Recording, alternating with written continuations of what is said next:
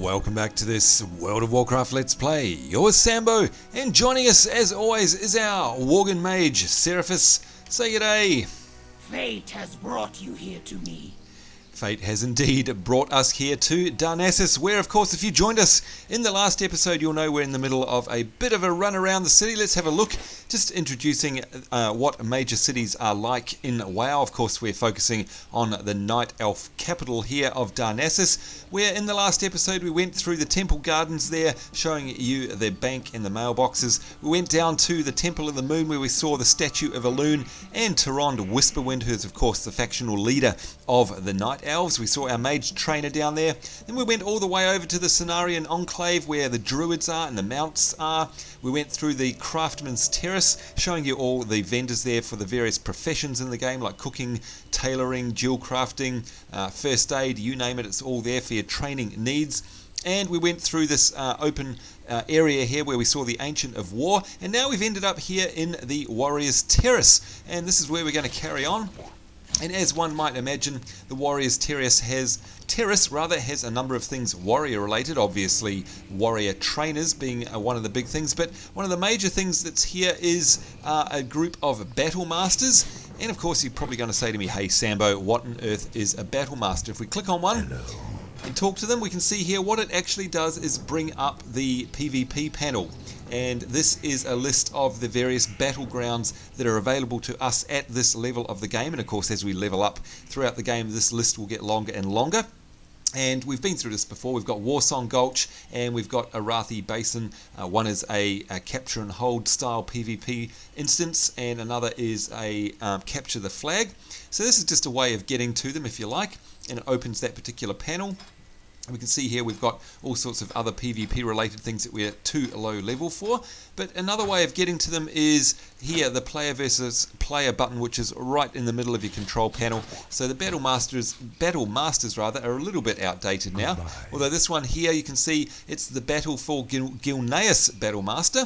If we right click on that one, you can see that we're not strong enough to enter it yet, but that one would actually take us straight to the Battle of Gilneas. And if I bring up my Atlas add-on here and we go to battlegrounds, let's have a look, battleground maps, there we go. This lists all the various battlegrounds in the game, and if we look for Gilneas, the battle for Gilneas, there it is. It shows us actually a map with all the objectives on it. So if you did want to see what you're missing out on and you've got the Atlas add-on, you can go and have a look. For example, let's have a look at Warsong Gulch, there it is, shows you the 2 capture points. Let's have a look at Arathi Basin. This is the capture and hold, and you can see there it's marking out all the hold points, the stables, the gold mine, the blacksmith, the lumber mill, and the farm. And of course, if you've played lots of WoW, they'll all be very familiar to you. Up here is the Alliance entrance, and down there is the Horde entrance. So it's a very cool add-on, by the way. Not only does it show you battleground maps, but it also shows you all the instances in the game. For example, if we want to look at the Eastern Kingdom's instances, and let's take a look at, I don't know, which one should we look at? Maybe Gnomeregan. There you go. It shows you a map and shows you where all of the things are. And not only that, but when you click on the bosses on this little coin, it actually brings up a list and shows you what is available as a drop from those bosses. It's a very handy add-on. This is the Atlas Loot additional add-on to Atlas. And I'll put links to both of these in the doobly-doo below. And you can actually link these in chat. And you can obviously see what stats they are and what they're for. For example, this one here is a feat item, and it's a cloth wearing one. You can see a one-handed dagger, etc, etc, etc. So yeah, very cool add-on. Anyway, we are missing the point there. What we are really here for in the Warrior's Terrace is, if we come around the corner here, something that's actually very hard to find in Darnassus. And around here you'll find the blacksmithing area, and there, by the way, is another, there's a Worgen warrior there on a Night Elf mount, the striped Night Saber. They've got the level 40 version there, increases ground speed by 100%. Very cool tiger mount, we love them. You can see here we've got a weapon merchant, and they're also a repairs vendor. So you can see here we do need repairs, and we can just click on the repair button down there. That repairs all of our items. Ding, there we go. Costs a couple of gold. Oh, well, hardly gold. Just a little bit of money, and all of our gear is now restored in terms of its durability. You can see there, durability 55 out of 55 for my main stuff. Of course, every time we die, it takes durability damage, and in fact when we're in combat it also takes durability damage. If you let something get too low, it becomes ineffective and eventually breaks, so you do need to make sure you repair it up at all times. And of course this vendor sells basic white items, so they don't have any stats on them. You can see here there's a quarterstaff.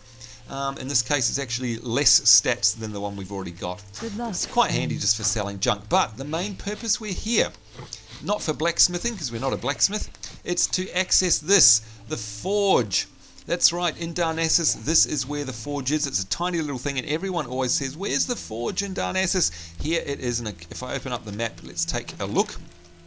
You can see it's just here to the east of the Temple Gardens and to the west of the Warriors Terrace, just on the southern ledge here where all the warriors and battle masters are. Alright, so it's right there. And why do we need the forge? Well, that's of course because what we want to do is turn our, there we are, copper ore into copper bars. So let's do that. Let's bring up the smelting menu here, and you can see that we are able to smelt 25 copper bars. Let's do that right now. Now again, these are grey in terms of their, how much of a skill up they'll give us. Grey means none. So we're not doing these to skill up our skill, if you get what I mean. What we're actually doing is we're making the copper anyway because we want to turn this copper ore into copper bars, either A, to sell them on the auction house for lots of money, or in our case, we actually want to use them to smelt, if we have a look here, smelt bronze, which is a item that will give us a skill up because it's yellow.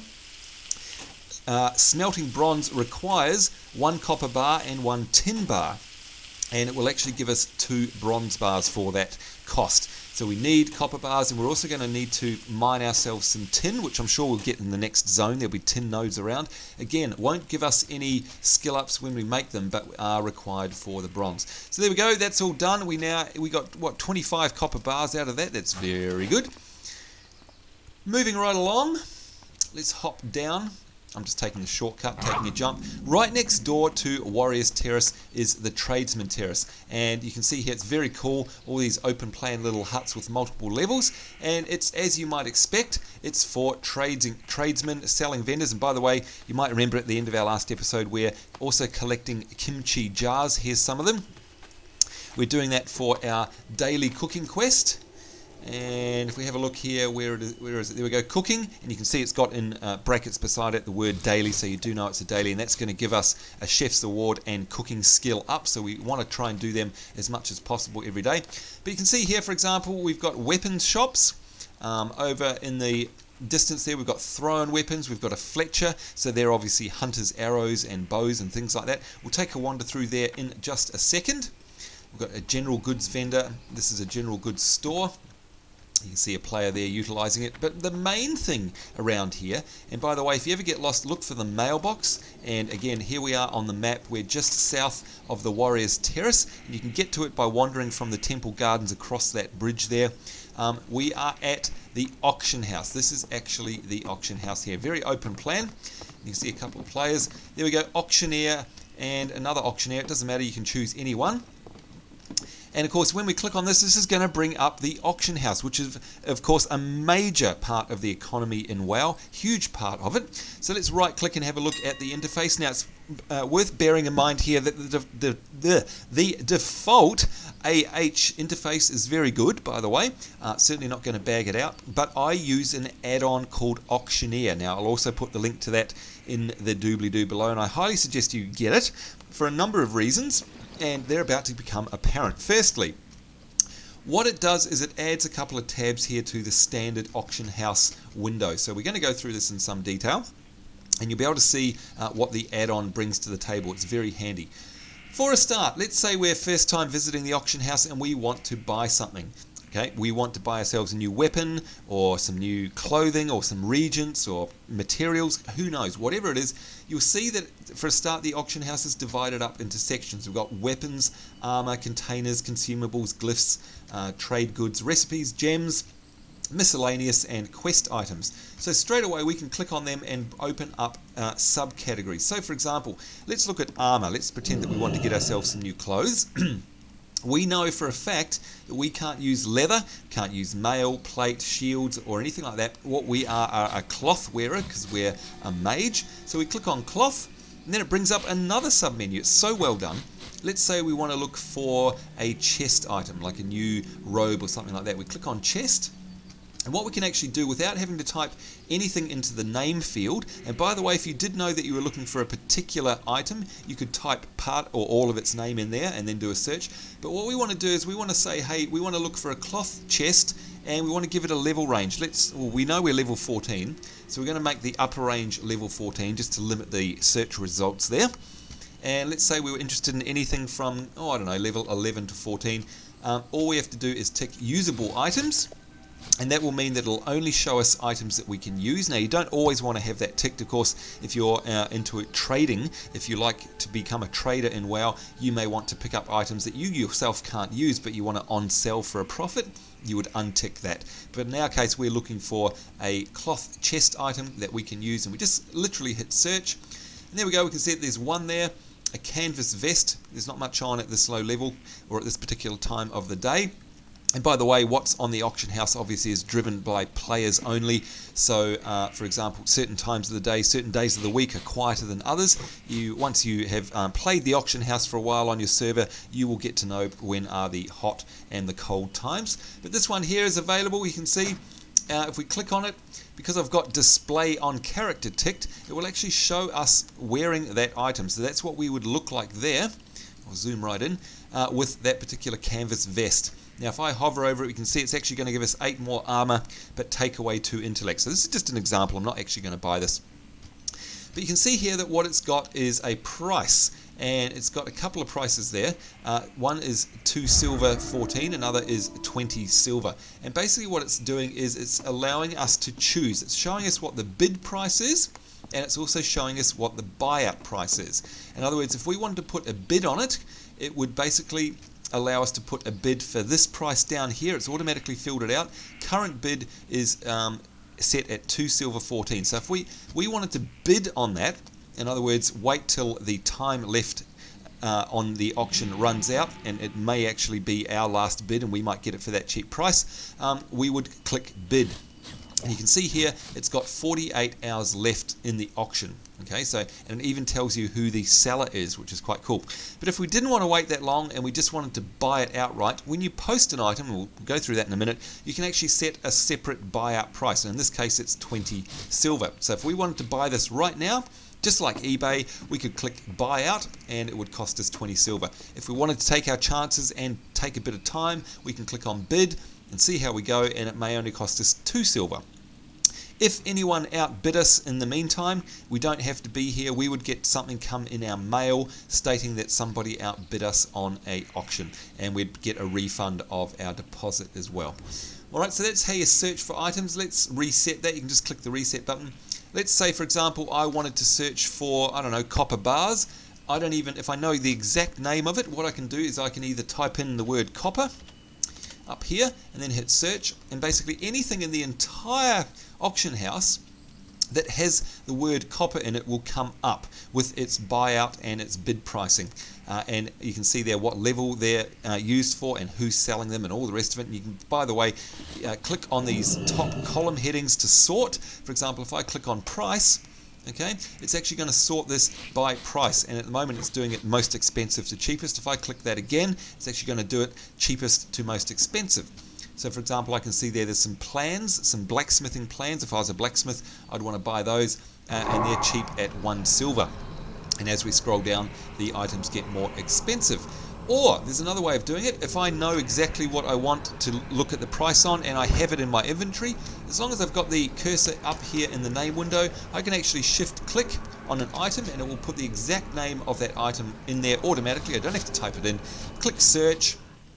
And there we go, we can see the price of copper bars. Now, in terms of normally using the auction house, this is very handy because, of course, we want to post up our copper bars. Okay, that's what we're going to do. We're going to put them on the auction house, but we'd really like to know what other people are selling them for.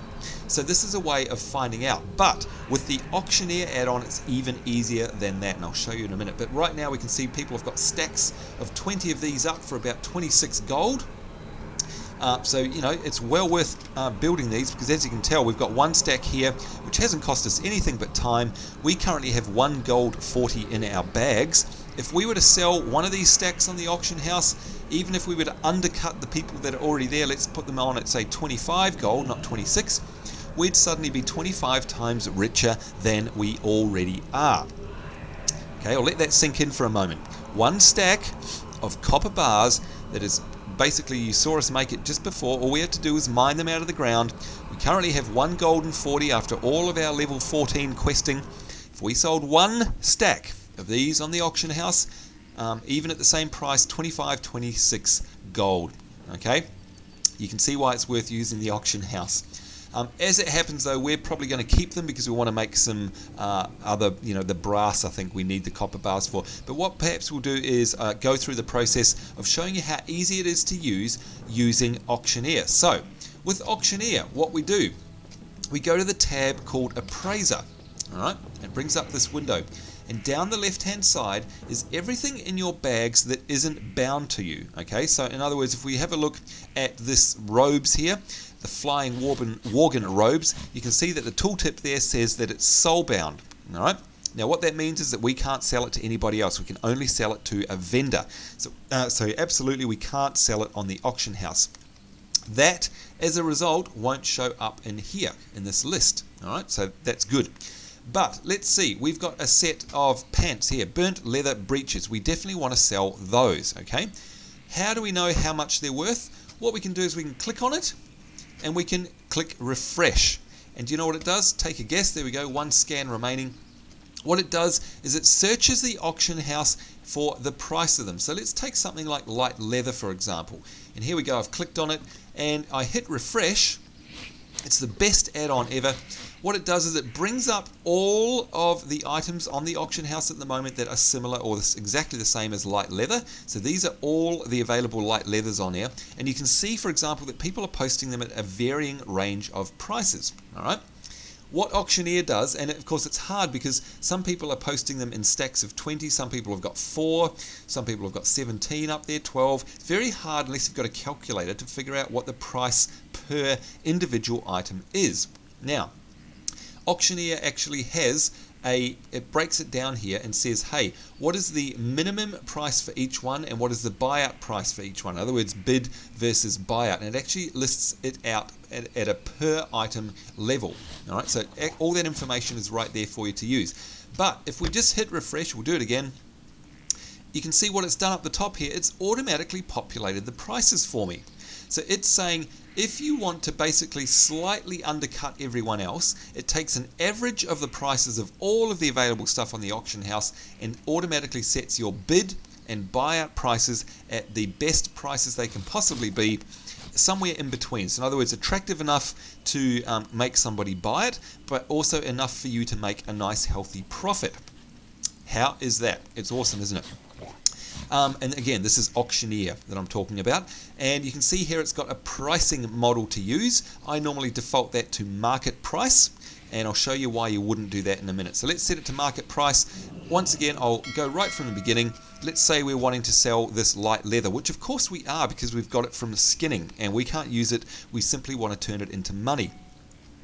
Right click on the Auctioneer. Go to the Appraiser tab, once you've got the add-on, of course. Select light leather in the list. Click refresh so that it makes sure that it updates with the latest prices. It automatically populates the minimum bid per item and the buyout price per item. And then you'd simply hit post items. Now, the reason I'm not going to do that is I want to show you one other cool thing that Auctioneer does. And we'll get rid of that window for a minute. Let's say we're nowhere near the auction house and we're thinking to ourselves, do I want to sell this light leather to a vendor or do I want to sell it on the auction house? I have no idea how much money it would fetch on the auction house. Well, as long as you've been using the AH, Auctioneer will automatically display some additional information in the tooltip for you. What we can see here, right up the top, it says light leather, sell price 1 silver 5 copper. That means if we sell these to the vendor, that's how much money we will get.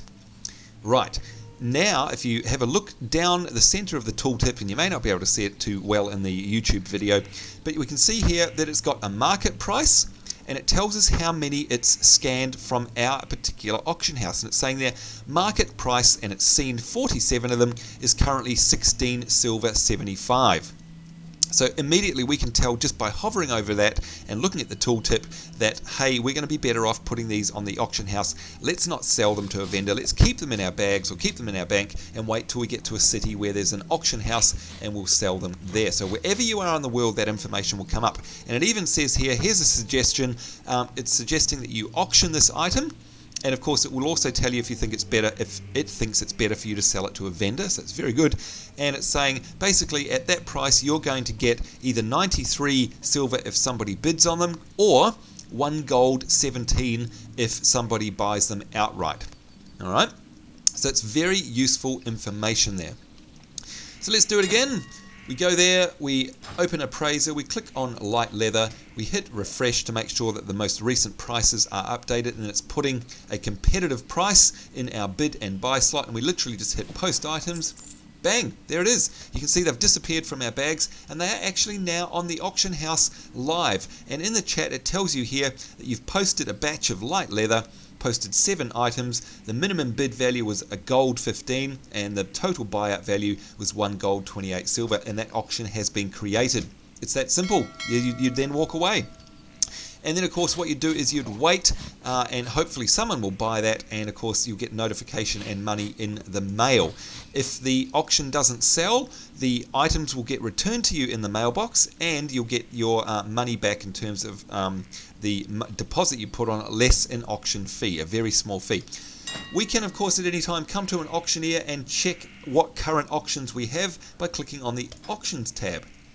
And there you go, you can see we've got 7 light leather up for auction, and it's a very long time frame, greater than 12 hours, and there's currently no bids on it, and what our current bid and buyout prices are. Now let's have a look at something like Tiger's Eye. Again, something we can't use but we can sell. We select it, we hit refresh, and it's scanning all of the items on the auction house, and it's found lots of them there, and it's automatically populated it with 1 gold 22 bid and 1 gold 37 buyout. And by the way, if you're wanting to make auctions shorter, there's a slider here. It says duration 48 hours. We can make that 24 hours or 12 hours if we were after a quick sale. But at this point in time, we just want to make them up there for as long as possible. By the way, that does increase the deposit. Now over here, you'll see on the right-hand tab some information. It actually lists there the deposit. Total deposit for a 12-hour auction is 1 silver. And as we stretch that across, it then goes to 1 silver, and in fact it's the same. So in this case,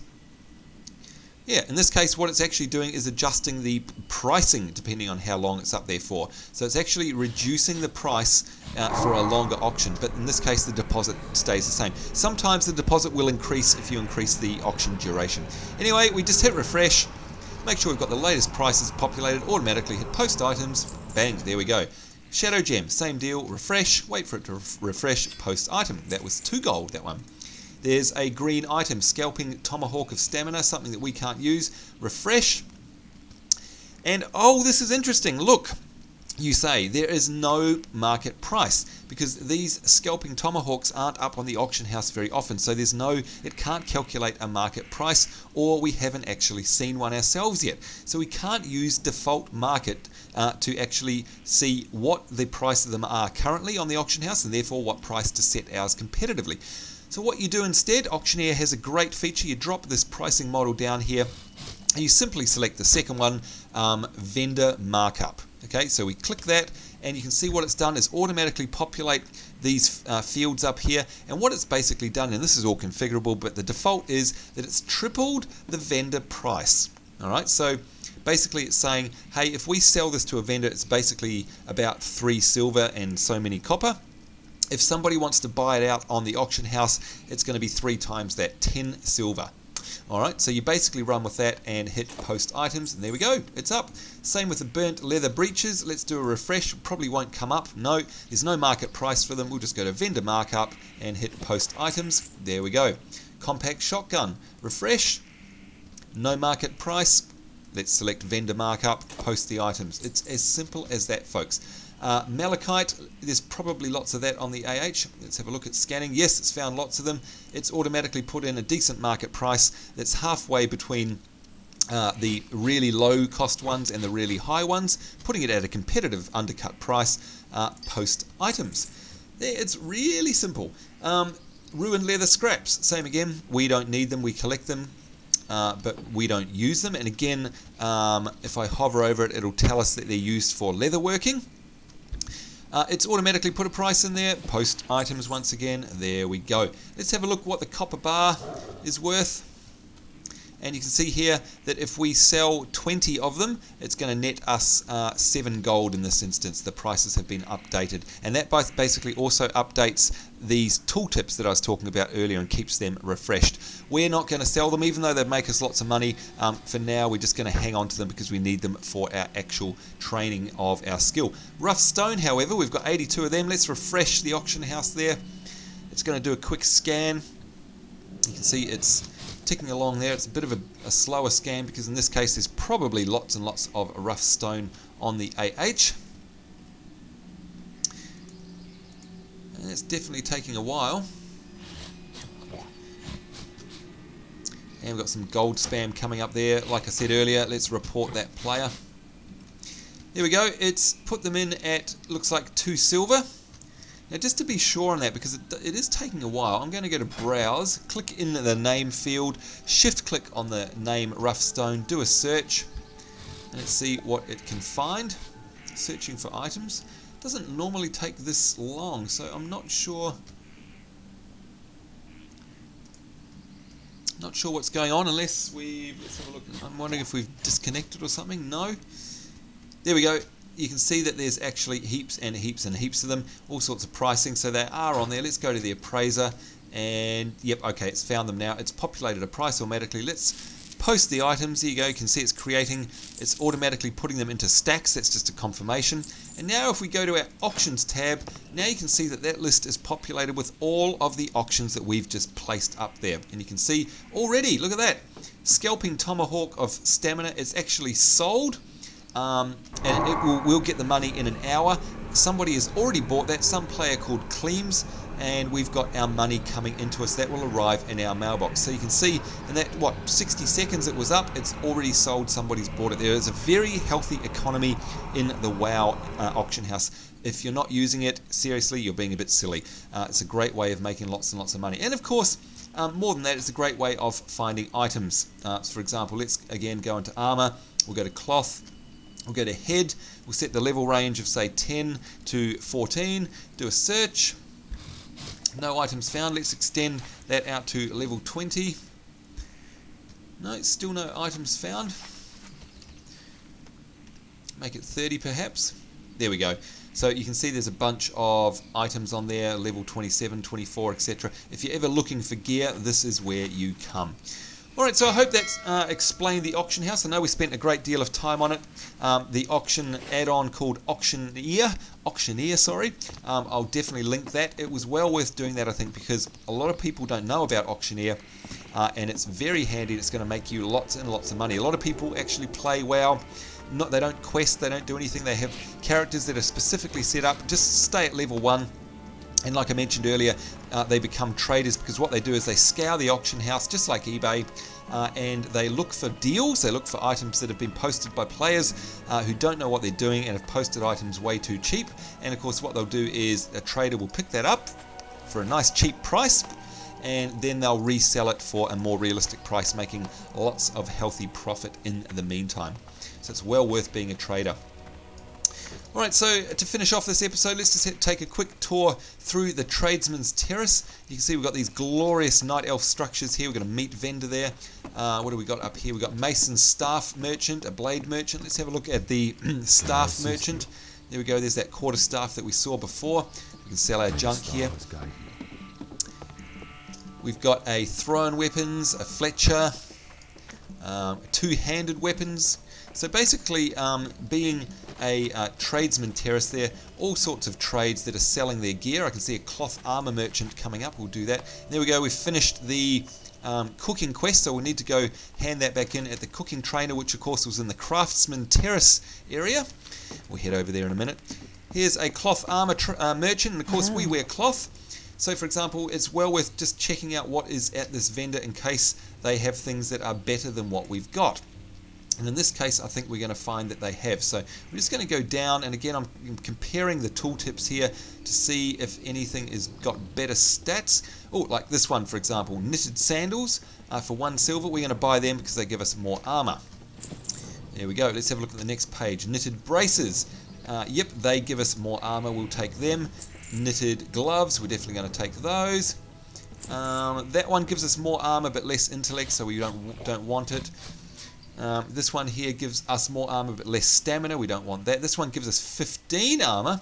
Oh, good lord. I'm actually going to buy that as well. It's a set of boots. Whoops. So I'm going to sell the knitted sandals back. That was a bit of a mistake. Oh, and the same with the braces. So looks to me like they're different tiers. We'll take those braces, which give us actually 12 armor. We'll sell back the other ones. And probably the same with the gloves, 14 armor versus 4 armor. Whoopsie, I bought too soon then. Never mind. And what else do they sell? Things that are above our level. Alright, so let's put on these new items. So what have we got? Let's go to our outfits. We'll go normal, and we're going to put on new braces, new gloves, and new boots. There we go, and we're going to save that. And if I equip my fishing outfit, we're going to have to swap them over again as well. We're going to put on the new braces, which are a wrist slot, by the way, the new gloves. We'll put on our new shoes, and we'll save that as well. We'll go back and equip our normal outfit, and you can see now that I've got 3 items here that don't belong to any outfits, so I can get rid of those because we've basically upgraded them. I am honored. So we'll sell them off for monies, and there we go. So that's how you use a merchant. In that case, it was a cloth one. Now, of course, you'll come across mail, leather, chain merchants, all different ones. You've got a shield vendor up here. There's a mail armor vendor over there. We've got shops up there. What's that? Leather armor up in that tree there. How cool does it look? Gosh, I love the look of this place. It's so awesome. I think we've got another inn. No, robes. Okay, this will be interesting. A robe vendor. Let's see what they've got. Differs from cloth armor. My goods are of Oh, the very highest cool. quality. We've got some different robes. Do any of them have stats? No, but you can see here if we use the dressing room, we've got different colours, different outfits, different styles. Very cool. Good luck, friend. So as you can tell, there's lots to see and lots to do in Darnassus. And there's a little deer. Let's love the deer just in case it's part of our achievement, of course. There we go. Alright, so we're a little bit over time. I think to finish off, what we need to do is we'll go check out the hand-in for our cooking quest. In fact, let's go for a little bit of a cross-country. Maybe we'll go for a swim. We'll just take a bit of a shortcut. Swimming in the gorgeous clear waters of Darnassus.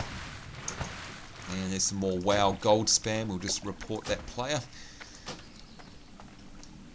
Because what I wanted to do quickly is just take you across here, because you'll see that there's a fishing trainer, and most importantly, something that we forgot last time.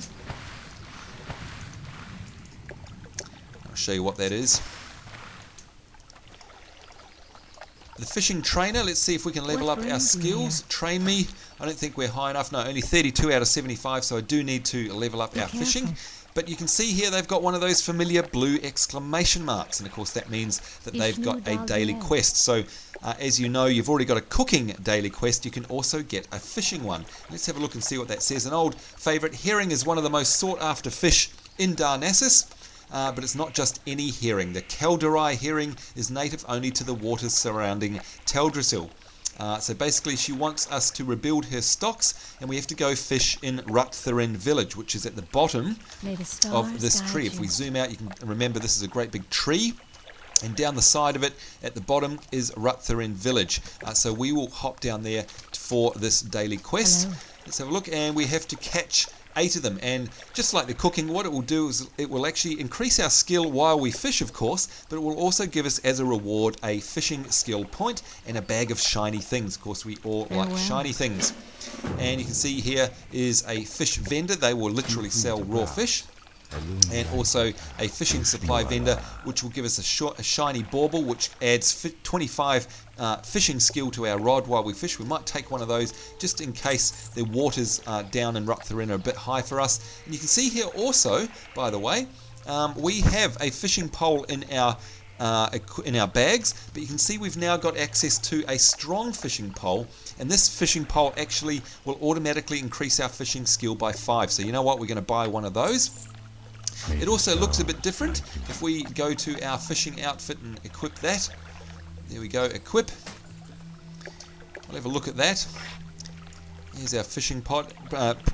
If we control click on the new one, you can probably see it's a little bit different. Yes, it is a bit different color, it's a bit more fancy.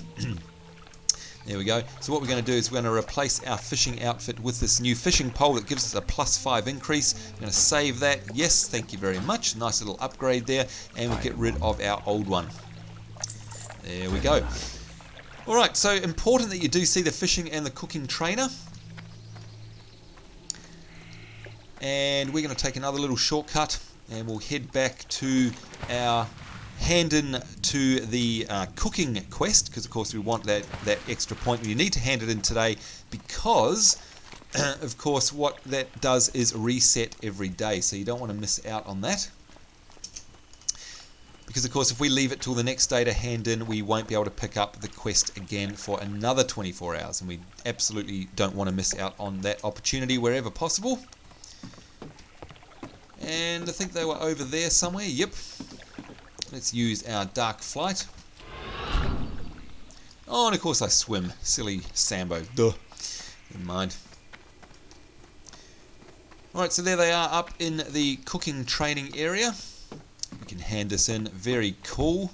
How may I help? Yes, we collected all your jars, and look at this. Let's double check. We'll go to our P window and we'll look at our professions. You can see that the cooking is currently 18 out of 75. That should go up automatically 2 skill points because of the reward. Complete that quest. And there we go, look at that. We also got ourselves an achievement, obtain a cooking award. There's a whole bunch of cooking specific achievements here. Look at them all.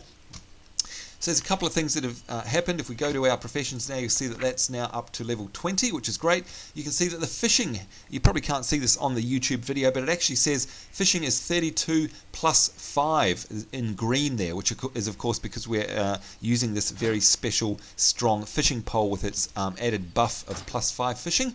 And by the way, if we go to our currency section, which is C and then the currency tab, you can see here we've now got a running count of our chef's awards, and it's great because they don't take up room in our bags. It's very important, I think, that Blizzard did this because it means that you're not carrying around a whole bunch of stuff. Now, speaking of carrying around a whole bunch of stuff, I can see here that we're carrying around an extra set of linen bandages. We've got 19 there. We want to sell them just for some quick cash.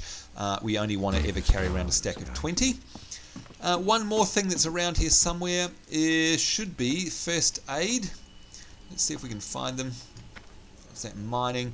There we go, first aid. We may be able to actually skill up our bandage skills. Not sure, we'll have a look. Let's talk to them. Journeyman first aid needs to be level 50, but look at this, we can do a heavy linen bandage. That's great. We'll train that. What that means is that with any cloth we pick up, we can now do a much better bandage. Beforehand we were doing linen bandages which heal 66 damage over 6 seconds and take 1 linen cloth as a material. This heavy linen bandage, and you can see it's orange there, that gives us a guaranteed skill up. Takes 2 linen cloth, but instead of only giving us 66 damage healed over 6 seconds, it actually does 114 heals over 6 seconds. So we're definitely going to start making heavy linen bandage from now on. So as you can tell, well worth going there to pick that up. Alright, it's just one more thing I want to show you before we log out and of course end the episode. Next episode we'll go up to the Howling Oak and hand in our quest, but let's do a bit of a speedy run over to the center here. Just wanted to show you where the Flight Master is, and they are over here. You can see there's an icon on the map just behind the Temple Gardens there, right near where the portal is, where you get up and down on the great tree here. Oh, and look at all that architecture and scenery. Oh, I love it so much. It's so peaceful, so cool. Alright, so a couple of things over in this area. Mostly, of course, is the Hippogriff Master, and once again, if we right click on them, you can see that it brings up a map of all the places we can fly to. So we can actually fly over to Lord Donnell, which is where we need to go to later. We can fly to the middle of Teldrassil in the starting zone of the Night Elves, or indeed we can fly to Moonglade, which is a very special elven village. And we will definitely use this because, as you know, we have to go to Ruttherin village in order to pick up in order to do fishing for our fishing daily. May the stars And I'll tell you about that in a minute. But what we also have here is a Darnassus Quartermaster, and basically later on when you start getting your rep up with Darnassus, we can buy ourselves a number of things. At the moment they sell a tabard, which means any dungeons we run will give us Darnassian reputation. Now we probably could do that if we wish, in order to get our Darnassus rep up so we can buy mounts. You can see later on here that they've got items that are for sale. These ones happen to be level 35, but they have an additional thing on them which says requires Darnassus exalted reputation, in this case exalted. And here's a little satchel as well which requires Darnassus revered, which isn't quite as much as exalted. But that's a handy little 16 slot bag that we could buy, and they're like rewards for getting your faction up. And again, if I wanted to get my faction up, once we start running dungeons, as long as I'm in a dungeon and I wear one of these tabards, we'll start automatically getting reputation every time we kill monsters. Similarly, here's the Gilnean one. I have what you see. So we've got a Gilneas tabard here, and of course we could just wear that for pride reasons. And if we look at our, where are we? Yeah, here we go, our faction. Our reputation count, you can see that we're honoured. Doing quests will automatically increase our honour and our reputation, so we don't need to necessarily get a Gilnean tabard.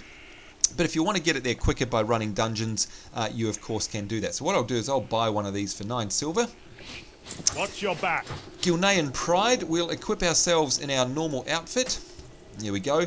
And if I go to my bags, I'm going to pop on that tabard, and there's a specific tabard slot here, so I can choose it there. And there we go, I get myself an achievement amongst other things, and that is of course represent. There we go, equip a tabard. So that's very good. Later on there are lots of reputation things in terms of, where are we, reputation, earning various reputations, getting it a reputation up to the higher levels, and you get all sorts of titles as a reward for that. It's very cool. But in the meantime, we get ourselves a represent one. There we go, equip a tabard, and you can see it on us there if I turn around a bit. There we go, you can see us wearing it. Very cool. It gets tucked in if you're wearing a dress, and if you're wearing pants, it hangs over the front of them. And you can see it sitting there in our tabard slot, so it's much better than being in our bags. I'm going to save that to, whoops, no, we don't want to do that. We want to save that to normal. Yes, we do, but we'll not wear it while we're fishing. Alright, so what we've got to look forward to in the next episode is we'll head down to Ruttherin village, which is down the bottom here. You can see there's a quest marker there for our daily fishing quest. What we'll do to be a bit different, rather than taking the portal, which is just walking into there, what we'll do next time is we'll actually take a flight. So you'll get to see us fly down on a public transport, if you like, hippogriff, which is lots of fun. And then after we've done that, of course, we're going to finally head over to the north there to the Howling Oak and hand in our Worgen quest at the King Gen Greymane. So there we go, folks, a bit of a long episode, and I know the last couple have been very talky, not much action. But this is the first time that we've come across a major World of Warcraft factional city, and once again the layout and style of all the different races are very different, but they're all the same in terms of, they offer the basic facilities, crafting, tradesmen, vendors, mount vendors, tabards, reputation, guild, crafting, you name it, it's all here. And because Darnassus is so beautiful, I thought it was well worth going around and taking a good look. But we'll be right back into the action next time, where of course I certainly hope you join me. More importantly, I hope you're having a great day. And on behalf of myself, Sambo, and Seraphis, our Worgen Mage, it's us saying take care, we'll see you later, and bye bye.